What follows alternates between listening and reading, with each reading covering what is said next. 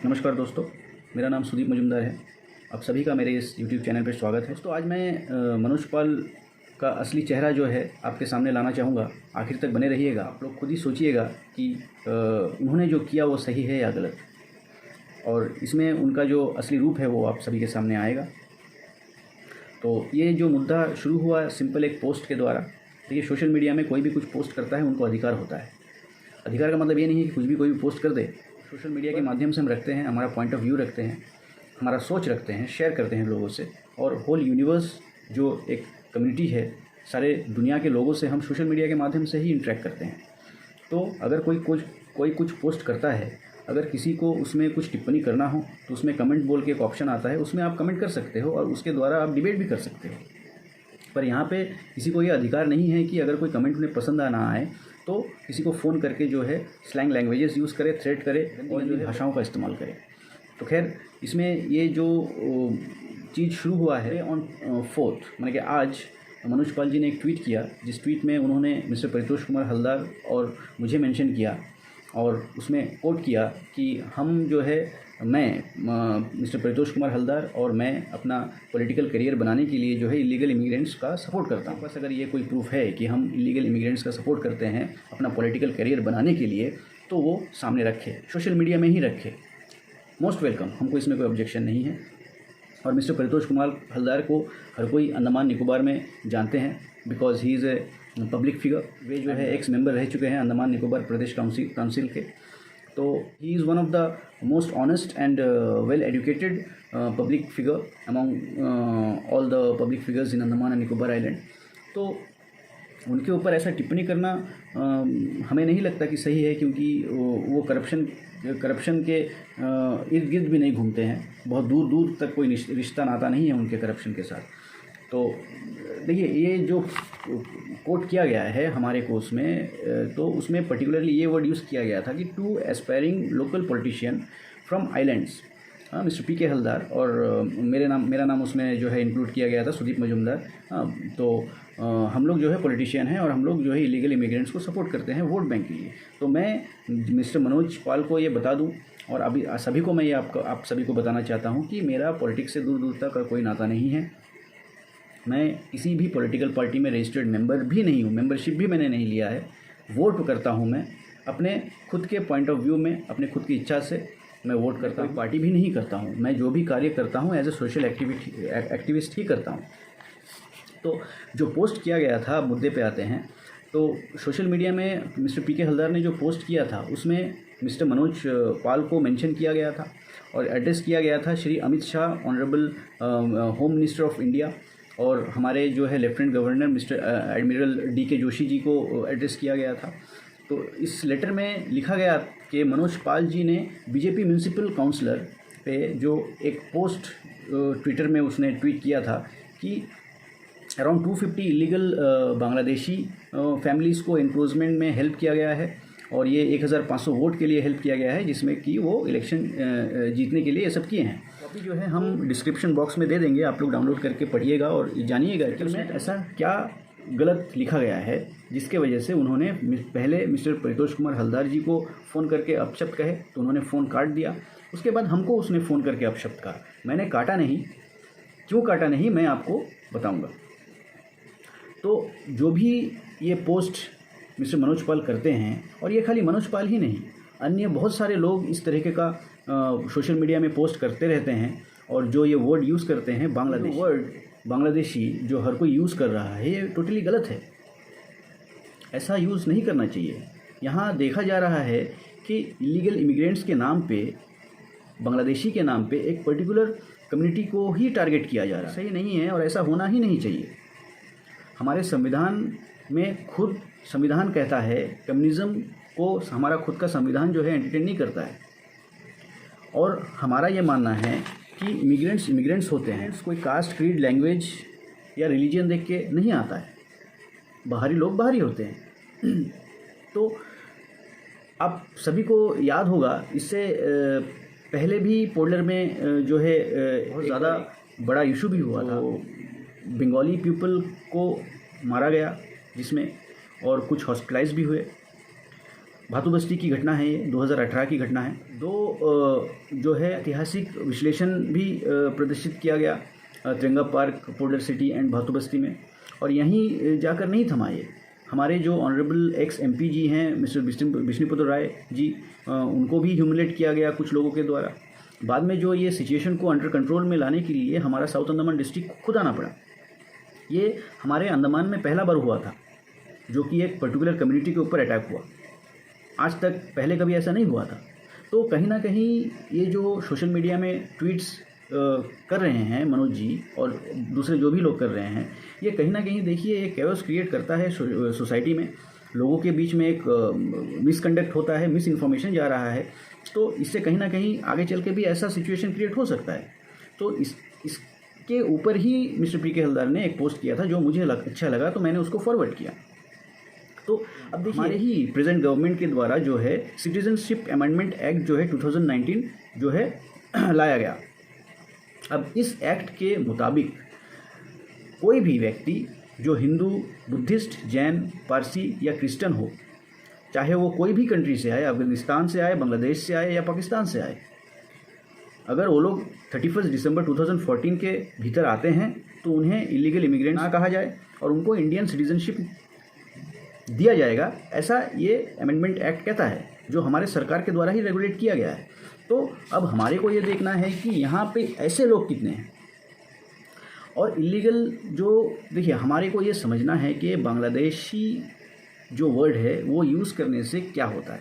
देखिए बांग्लादेश, हम आपको इस तरह से समझाते हैं, बांग्लादेश में भी हिंदू मुस्लिम बंगालीज़ रहते हैं और वेस्ट बंगाल में भी हिंदू मुस्लिम बंगालीज़ रहते हैं।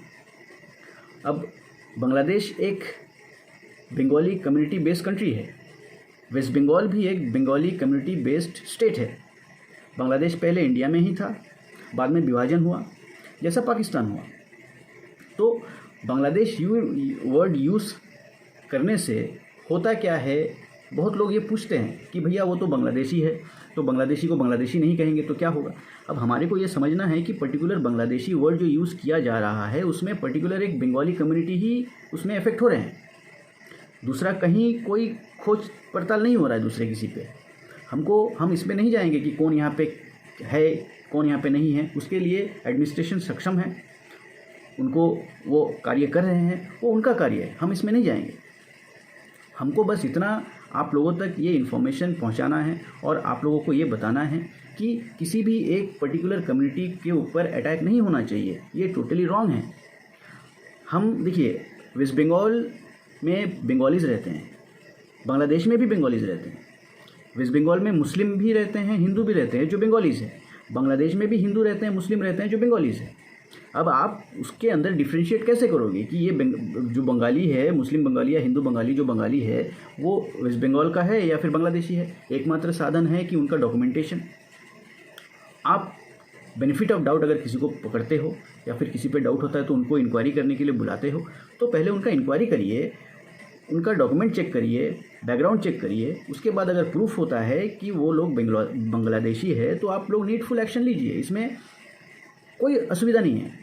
पर जब तक के प्रूफ ना हो, हमारा आप लोगों से हाथ जोड़कर विनती है कि सोशल मीडिया में या किसी भी माध्यम से उन लोगों को ब्लेम मत करिए या फिर उन लोगों को नाम मत दे दीजिए पहले से ही, कि एक थप्पा मत मार दीजिए कि ये इंडियन नहीं है प्लीज़। जैसा देखिए ये मैक्सिमम जो कॉन्ट्रैक्टर्स है या फिर जो कंस्ट्रक्शन बिजनेस में है उनको पता होगा कि मैक्सिमम हमारे अंडमान में जो कारपेंटर्स है, जो मेन कारपेंटर्स है वो मुस्लिम्स हैं।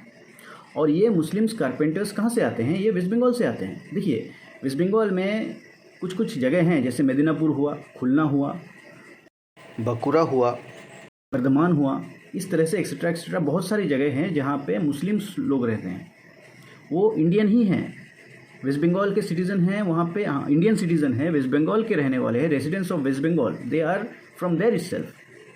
तो उस तरीके का जो जगह है जहाँ पे मुस्लिम्स रहते हैं और बंगाली है और वेस्ट बंगाल के हैं, उनको भी यहाँ पे जो है पकड़ के बंगाली बोल के, सॉरी बांग्लादेशी बोल के ठेल दिया जा रहा है। और ये बहुत ही दुखद बात है कि प्रूफ होने से पहले ही जो है सोशल मीडिया में डिक्लेरेशन दे दिया जा रहा है कि फलाना आदमी बांग्लादेशी है, इंडियन। हमारे सामने एक एग्जाम्पल है प्रतिमा जी का। प्रतिमा बनर्जी जी जो एक पब्लिक रिप्रेजेंटेटिव है, उनको आप लोग सभी जानते होंगे। उनका मैं ट्वीट फॉलो करता हूँ, तो उनमें जो है मिस्टर विश्वजीत सरकार, जिनको प्रतिमा जी ने SBI में एक अकाउंट खोलने के लिए मात्र एक सर्टिफिकेट जारी किया था, तो उसमें मनोज पाल जी ने भी ट्वीट किया, कमेंट किया कि आप वोट बैंक के लिए लोग, पॉलिटिशियन लोग ऐसा करते हैं। और जो है DGP सर ने भी उसमें वांटेड इलीगल इमिग्रेंट्स करके लिखा, बहुत दिन से इंडिया में रह रहा है।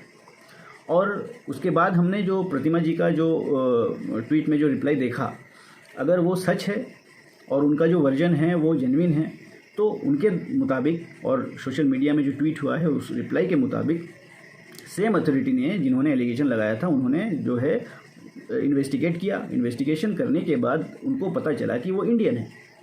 अब हमारा इसमें ये क्वेश्चन है कि अगर वो बाद में आपको पता चला इंडियन है, तो पहले जो आपने एलिगेशन लगाया था उसमें जो वांटेड लिख के, वांटेड इलीगल इमिग्रेंट्स, तो वो जो आपने उसको ये थप्पा दिया था, उस थप्पे का क्या फिर? तो इसीलिए जब तक प्रूफ कोई ना हो कि फ़लाना आदमी जो है फ़लाना काम नहीं किया है या फिर फ़लाना चीज़ उस पर एलिगेशन नहीं है, जब तक के प्रूफ ना हो तब तक आप लोगों को सोशल मीडिया में इस तरीके का एडवर्टाइजमेंट करना शोभा नहीं देता है। आप लोग एक ऐसे पद पे बैठे हुए हो जो एक रेस्पेक्टफुल पद है और जिम्मेदारी बहुत है, तो उस जिम्मेदारी को निभाने के लिए आप लोगों को सेंसिटिव इश्यूज़ को सेंसिटिव तरीके से जो है हैंडल करना होता है। अभी ये जो इन्फॉर्मेशंस है कि फ़लाना आदमी बांग्लादेशी है, फ़लाना आदमी ये है, फ़लाना आदमी वो है, ये सब इन्फॉर्मेशन जो है कलेक्टिव इन्फॉर्मेशन है, ये सब सेंसिटिव इन्फॉर्मेशन है। आप किसी भी इंसान को बेनिफिट ऑफ डाउट अगर आप पकड़ते हो तो पहले आपको इंक्वायरी करना चाहिए। प्रूफ होता है कि आपने जो एलिगेशन लगाया है या फिर आपने जो भी उस पर डाउट किया है वो सही है, तो आप नीडफुल एक्शन अवश्य लीजिए और सोशल मीडिया में अवश्य दीजिए ताकि दूसरे अवेयर हो। पर आप फ़ोटो के साथ, आइडेंटिटी प्रूफ के साथ ऐसे एडवर्टाइजमेंट मत करिए जब तक कि प्रूफ ना हो कि वो ऐसा है। अब जो प्रतिमा जी पे एलिगेशन लगाया गया था या फिर मिस्टर विश्वजीत सरकार पे एलिगेशन लगाया गया था और उन लोगों को ब्लेम किया गया था, तो वो सब ब्लेम तो सब खारिज हो गया। एज पर the tweet on Twitter on behalf of Mrs Pratima Banerjee, तो वो हिसाब से हम देखें तो इन्वेस्टिगेशन करने के बाद अगर उनको क्लीन चिट मिल गया है तो फिर पहले जो एलिगेशन लगाए थे और सोशल मीडिया के माध्यम से सोसाइटी में, हमारे कम्युनिटी में उनका जो एक बेइज्जती हुआ है, इमेज जो हैम्पर हुआ है और फ्रस्ट्रेशन में जो भूगे हैं, मेंटली हैरेस जो हुए हैं, उस विषय का क्या? बहुत सारे इंटर आइलैंड्स में जो है सर्टिफिकेट दिया गया है, तो ट्रांसपोर्टेशन के लिए सर्टिफिकेट दिया गया है। जैसे टिकट वगैरह होता नहीं है तो कोई भी पंचायत प्रधान या जो कंसर्न अथॉरिटीज़ है उनको एक सर्टिफिकेट दे देते हैं। तो सर्टिफिकेट देने के बाद वो यहाँ से जो है ट्रैवल किए हैं और तब के टाइम पे एडमिनिस्ट्रेशन ने वो सर्टिफिकेट को एक्सेप्ट किया। तब के टाइम पे जब वो सर्टिफिकेट एक्सेप्ट हुआ है तो अब के टाइम पे उस सर्टिफिकेट पे क्यों क्वेश्चन आ रहा है? अगर आप तब के टाइम पे ही क्वेश्चन करके उसके ऊपर इंक्वायरी करते, उनका बैकग्राउंड चेक करते तो अच्छा था, वेल एंड गुड। पर तब आप उस सर्टिफिकेट को एक्सेप्ट किए हो और इतने सालों बाद जो आप इस सर्टिफिकेट पे ही क्वेश्चन मार्क उठा रहे हो, तो ये कौन सा चीज़ है? ये एक सवाल हमारे आपसे है। और सबसे बड़ी बात, जब कोई भी एक बंदा आते हैं हमारे अंडमान में दो तरीके से, या तो बाई एयर आते हैं या तो बाई सी आते हैं, तो दोनों जगह जो है चेकिंग होता है। और बाहर से जो आते हैं यहाँ पे जो भी कंसर्न अथॉरिटी के वहाँ पे अपना डिटेल एंट्री कराते हैं। तो जब डिटेल एंट्री कराते हैं तो फिर उनका बैकग्राउंड चेक होना चाहिए। तो ये कंसर्न अथॉरिटीज़ का, जिन लोगों के ऊपर सिक्योरिटी का भार है, जो लॉ एंड ऑर्डर का मेंटेन करते हैं, उन लोगों के ऊपर भार है, उन लोग इसको देखें। इमिग्रेशन सेक्शन है, वो लोग इनको टेक ओवर करें। तो एंड ऑफ द डे आप एक पब्लिक रिप्रेजेंटेटिव के ऊपर सारा चीज़ थोप दे रहे हो, तो ये सही बात नहीं है। कहीं ना कहीं ये हमारा खुद का पॉइंट ऑफ व्यू है कि ये हमको गलत लग रहा है कि एक पब्लिक रिप्रेजेंटेटिव, उनका उतना जो है सोर्स या माध्यम नहीं होता है जिनके द्वारा उन लोग बैकग्राउंड चेक करें। अभी देखिए, कोई भी एक जगह पे हम लोग बहुत सारे सेक्शन क्रॉस होके आ रहे हैं। इमिग्रेशन सेक्शन हुआ, IB हुआ, CID हुआ, उसके बाद पुलिस डिपार्टमेंट हुआ। तो इतने सारे सेक्शन को क्रॉस करने के बाद हम पब्लिक के बीच में घुल मिल रहे हैं। तो अगर हम इंडियन सिटीजनशिप का कोई भी एक डॉक्यूमेंट पब्लिक रिप्रेजेंटेटिव को देते हैं और उसके माध्यम से हमारे को वो सर्टिफिकेट इशू करता है, तो इसमें उसकी क्या गलती है? चीज़ तो जो कंसर्न अथॉरिटीज़ है उनको देखना चाहिए। अब वो नहीं देख रहे हैं तो सारा इल्ज़ाम जो है इन पे थोप रहे हैं। ये कहीं ना कहीं गलत हो रहा है। और जैसा मनोज पाल ने एक्स म्यूनसिपल, बहुत सारे एक्स म्यूनसिपल के ऊपर एलिगेशन लगाया है, तो उनके पास अगर प्रूफ है तो सही बात है, अगर प्रूफ नहीं है तो ऐसा नहीं करना चाहिए। आप किसी भी पब्लिक फिगर ही क्यों ना हो या फिर कोई नॉर्मल जनरल पब्लिक ही क्यों ना हो, किसी के बारे में आपके पास जब तक प्रूफ ना हो, तथ्य ना हो, ऐसे सोशल मीडिया में अनसन लिखना या फिर एलिगेशन देना ये गलत बात है। ये हम आपसे आग्रह करेंगे, ऐसा मत किया करिए। आप दिल्ली में बैठ के अपने मन मर्जी से कुछ भी कर रहे हो, ये सही नहीं है। सोशल मीडिया का आप गलत इस्तेमाल, चीज़ का एक साइड, गुड साइड होता है, एक बैड साइड होता है। आप जो है गुड साइड के साथ साथ बैड साइड भी दे रहे हो सोसाइटी में, बैड साइड मत दिया। और मनोज पाल जी ने एक ट्वीट किया था, हमको मनोज पाल जी से उसमें एक सवाल है। मनोज पाल जी ने कहा था कि ये सब कुछ जो चल रहा है, पॉलिटिशियंस या पब्लिक फिगर्स जो ये सपोर्ट कर रहे हैं, ये हो रहा है वो हो रहा है, बाहर से लोग आ रहे हैं, इमिग्रेंट्स आ रहे हैं, तो 5 साल में क्राइम रेट बढ़ेगा, अनएम्प्लॉयमेंट बढ़ेगा, सुसाइडियल बढ़ेगा, सुसाइडियल केस बहुत होंगे। तो आप तो अंतर्यामी हो गए। अनएम्प्लॉयमेंट 5 साल बाद क्या, अनएम्प्लॉयमेंट तो अभी भी हाई पीक में है। खाली अंडमान में नहीं, पूरे इंडिया में जो है अनएम्प्लॉयड का एक मुद्दा बहुत ज़्यादा बड़ा मुद्दा है जो हर कोई झेल रहा है। तो अनएम्प्लॉयमेंट तो आज का मुद्दा नहीं है। क्राइम रेट की बात रही तो उसमें हम कोई टिप्पणी नहीं करेंगे। वो हमारे मुताबिक हमारे अंडमान निकोबार के जो विभाग है, जो लॉ एंड ऑर्डर मेंटेन करते हैं, वो बहुत ही ज़्यादा सक्षम हैं क्राइम रोकने में। और अब हमारा डीजीपी सर जो है बहुत ही ज़्यादा अच्छा काम कर रहे हैं, क्राइम रेट भी बहुत कम हो गया है। तो आप ये चीज़ तो आप मत बोलिए। और जहाँ तक हमें लगता है कि आप दिल्लीपुर में रहते हैं, वहाँ के स्कूल में पढ़े हैं और वहीं बहुत साल रहे हैं, तो ऐसा नहीं है कि आप ये कुछ दिनों में जो है उभर के सामने आए हैं, बड़े हुए हैं और समझदार बने हैं, जो है मैच्योर हुए हैं। आप तो बहुत पहले मैच्योर थे।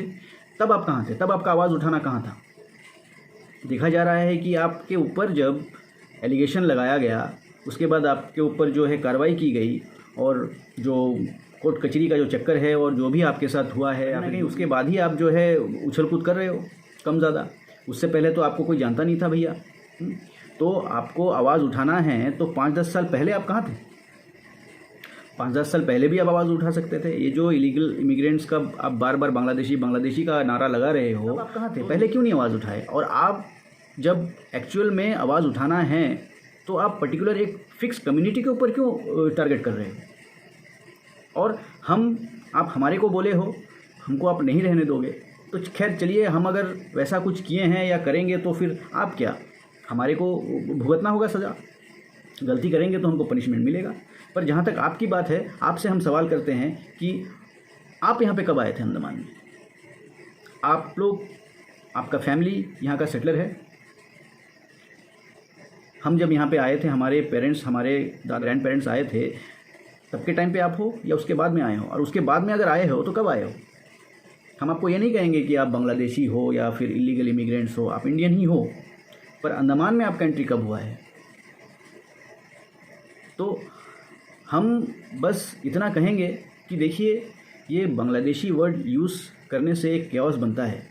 हम आप सभी से हाथ जोड़कर ये विनती करेंगे कि ये बांग्लादेशी वर्ड यूज़ ना करें, क्योंकि बांग्लादेशी का मायने ही हर कोई समझता है कि बंगाली, क्योंकि बंगाली बेस्ड कंट्री है बांग्लादेश। और हमारे को ये भी नहीं भूलना चाहिए कि वेस्ट बंगाल भी एक बंगाली बेस्ड कम्युनिटी स्टेट है। तो कहीं ना कहीं बांग्लादेशी का नाम जब आता है तो पर्टिकुलरली बंगाली कम्युनिटी ही टारगेट हो रहे हैं और होंगे। तो हमारा ये आग्रह है कि आप सभी से कि कृपया ऐसा ये वर्ड यूज़ ना करें। इसमें प्रॉब्लम ये नहीं है कि बांग्लादेशी को बांग्लादेशी बोलने से दिक्कत है। प्रॉब्लम ये है कि बांग्लादेशी मतलब बंगाली ही होते हैं। वेस्ट बंगाल में भी बंगालीज़ रहते हैं, बांग्लादेश में भी बंगालीज़ रहते हैं। जीता जागता एग्जाम्पल है सोशल मीडिया में। ये सच है, कहाँ तक हमें नहीं पता। इसमें हमारे मनोज जी भी जो है उनको लॉ सिखा रहे थे कि आपके साथ गलत हुआ है। और पहले यही जो इंसान है, ये इंसान ही जो है हर किसी को बांग्लादेशी बोल के घुसा रहा है। और जब उस पर कुछ हो रहा है तो उनको सजेशन भी कर रहा है कि ये सेक्शन लगाया है, ये सेक्शन है, आपके साथ गलत हुआ है। मतलब चोट भी खुद ही दे रहा है और मलम भी खुद ही लगा रहा है।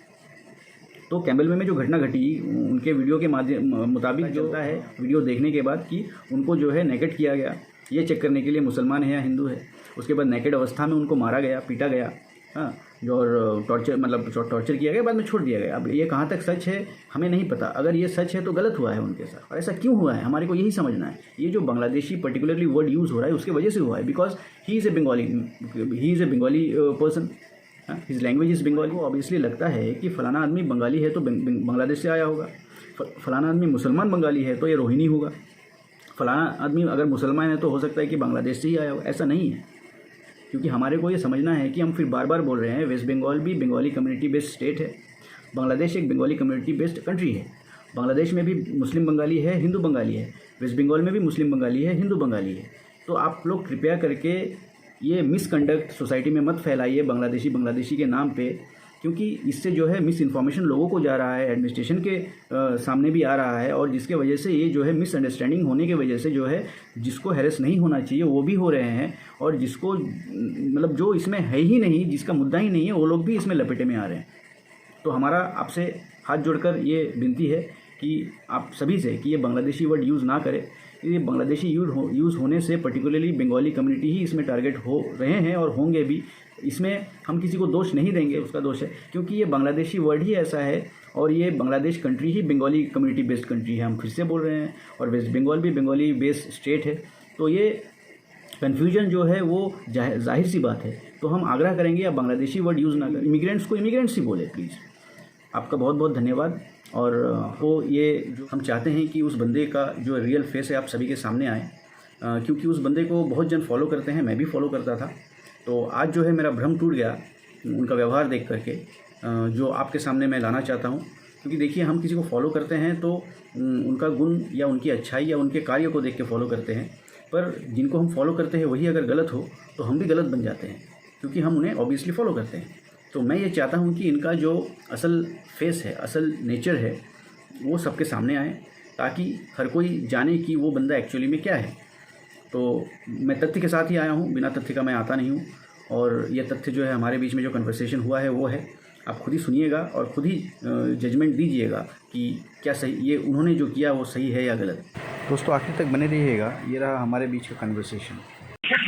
मतलब क्या है क्या नाम है उसका, हाँ, वो क्या क्या बकचोदी लिख रहा है, तो पता नहीं बांग्लादेशी है कि नहीं अंडमान में। अच्छा, आपको पता है बांग्लादेशी है अंडमान में? तो नहीं, तू मेरे को सिखा मत, मैं तो बोल रहा हूँ, मेरे को सिखाओगे? नहीं, हम आपको नहीं सिखाएंगे, आप मेरे को सिखाओगे। अरे तेरा बाप को बहुत सीखे, तू गिरा नहीं मेरे से, तू जानता नहीं है क्या आदमी? ठीक है यार, तुम गिरा नहीं है, तुम भाई, तुम कौन हो? हम जैसा कौन जानता, आप कौन जानता? ये बात तुम्हें फोन करके सेटिंग मत, है ना? सेटिंग नहीं, हम बात करना है तो प्यार मत करो, फोन की ओर बात कर रहा हूँ।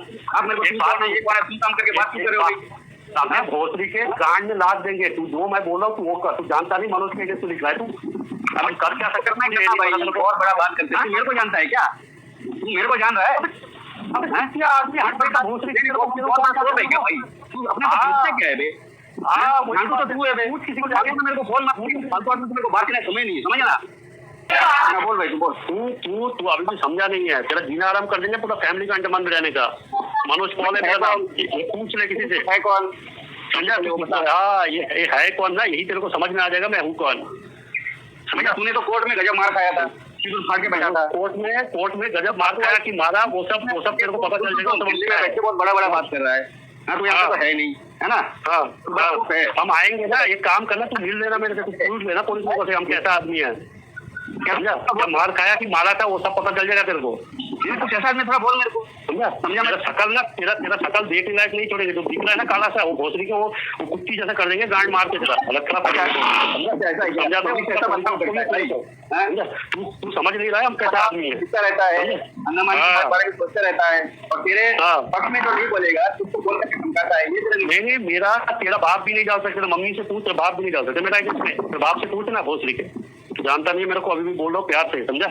शुगर क्या उखाड़ेगा भाई तू? क्या बोल, कुछ भी बोल, क्या उखाड़ेगा भाई मेरा? हुआ क्या उखाड़ेगा? तू उखाड़ेगा क्या मेरा भाई? तू पहले वो बोल, क्या उखाड़ेगा? पहले तो इंसानों से बात करना सीख भाई। हाँ, तू जो सोशल एक्टिविटी कर रहा है, सोशल एक्टिविटी करता है, उनका व्यवहार तेरा जैसा आदमी से मैं करता है, लोगों को फोन करके तेरा नहीं पता चलता है भाई। कौन सा इंसान है और कैसा टाइप का इंसान है ना? सही से अच्छा होता है फोन करके गाली करो। ठीक बात सुन, तेरा नेचर डालूंगा मैं, तेरा अम्मा का छूट ले बहुत है, कमरे में बैठ के बकचोदी करता रहता है तू, है ना? किसी के पीछे लगा रहता है तेरा बात सुन, तेरा ये फालतू का तू अपने आप को बड़ा महान समझता है, महान है नहीं। पहले तो पहला बात तो ये सीख, अम्मा का छूट इज्जत किसको पैसा देते हैं, पहले दूसरों को इज्जत देना सीख, है ना? अच्छा इंसान बनना, इसके बाद ये सब सोशल एक्टिविटी है ना, सोशल एक्टिविटी के नाम पे धब्बा है। तेरा गांड में जब लात लगेगा ना, तब तेरे को समझ में आएगा सोशल एक्टिविटी क्या होता है। तो पहले यहाँ है ना, वो हम आ जाएंगे, हम पकड़ लेंगे, वो हम देख लेंगे, हम आ जाएंगे, टेंशन ना ले। हमारे यहाँ पे इंडियन पोस्ट के अलावा कोई पोस्ट नहीं है, वहाँ पे पोस्ट करके अपना पैर भेज दे, है ना? लात मार के वापस भिजवा देता हूँ तेरा पैर। तू झाटू आदमी, तेरे को मैं इसलिए समझा रहा था प्यार से कि तू बंगाली है करके, तो अब तो मार चोप देता मैं तेरा, समझा? देख भैया, ये तो गाली नहीं, तेरा लग है, तू मेरे पास नहीं है, तो गांड माँ बहन का गाली देगा ना, तू माँ बहन की गाली नहीं, मेरा गांड तोड़ देता अभी तक। बंगाली गाली क्यों देता? इंसान में पड़ता है, तू माँ को जन्म दिया है, उस माँ को तू गाली देता है? इंसान में आता है बकचोदी का हद है भाई। सुन, वो सारे बदमाशी मत कर, साला तुम लोग के चक्कर में बांग्लादेशी लोग अंडमान में भरा पड़ा है। ये तो नेता क्या, अभी भी पाया नहीं क्या हजम, मतलब अभी तेरे को सेटिस्फेक्शन नहीं मिला, अब वो आगे क्या बोले? तो जो नेतागिरी कर रहा है ना, काम करने को बजाएंगे सब छूट जाएगा, समझा? नहीं भैया, हम नेतागिरी नहीं कर रहे हैं, तेरे को कौन बोल दिया? गलत हमें क्यों पा रहा है कि हम नेतागिरी कर रहे हैं? तेरे को कौन बोल दिया? सारा पता कर लेते तो तेरे को और पुलिस उसको नेता बनवाएंगे अंडमान में, सारा घुमाएंगे। तेरे को कौन बोल दिया कि नेता बन रहे हैं? नेता तो तू बन रहा है ना, वहाँ बैठे बैठे नेता बन रहा है, बनवाएंगे तेरे जैसे आदमियों को यही होता है कि कोई अगर कुछ किसी का हेल्प कर दे या फिर आवाज उठाए तो नेता बन गया। नेता का पर्पस तुम लोगों को मालूम है क्या? तू आवाज उठाने वाला तू होता कौन है? तेरा ना क्वालिफिकेशन है, जो पब्लिक करता है, तू झाड़ू मार करके मां बहन का गाली देता है, तो तू पहला बात तो इंसान को दूसरा बात तेरा औकात नहीं है, और तेरे को ये अच्छे से पता होना चाहिए कि तेरे जैसे इंसानों को कभी पद में नहीं आना चाहिए। अगर आता है तो वो पब्लिक को मारने के अलावा कुछ करेगा नहीं। आज सुन, बात सुन, तू बांग्लादेशी को सपोर्ट कर रहा है, ऊपर से तू बात भी कर रहा है, बांग्लादेशी को सपोर्ट नहीं कर रहा हूँ, तो तेरा गलत है। अबे सुनना, तेरा बाप को जाके पूछ, तू खुद बोलता है ना कि मैं किसान था, मेरा सब्सिडी चाहिए नहीं था, वो नहीं था, मैं बाहर आया था, तो तू तेरे माँ बाप को जाके पूछ, तेरा माँ बाप कौन सा लिंक है ना? अबे काम के बजाएंगे तब तो समझ में आ जाएगा।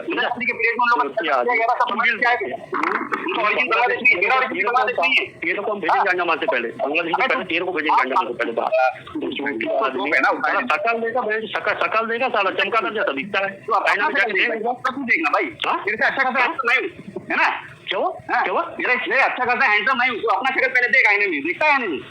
नहीं देखता, ऊपर छत तो नहीं है, खुला आसमान कहीं का। हमारा और मनोज जी का कन्वर्सेशन सुने हैं, तो हम आपसे ये चाहेंगे कि आप कमेंट बॉक्स में कमेंट करें कि क्या उन्होंने सही किया है जो भी किया है। धन्यवाद, हम फिर से मिलेंगे, अपना ध्यान रखिएगा। और जो कि कोविड अभी तक ख़त्म नहीं हुआ है, कोरोना वायरस अभी भी है, थर्ड फेज चल रहा है, डेल्टा वेरिएंट बहुत जगह डिटेक्ट हो रहे हैं, तो कृपया करके आप सभी अपना ध्यान रखिएगा, डिस्टेंस मेंटेन करिएगा, जो 5-fold स्ट्रैटेजी है उनको फॉलो करिएगा, गाइडलाइन फॉलो करिएगा और अपना ध्यान रखिएगा।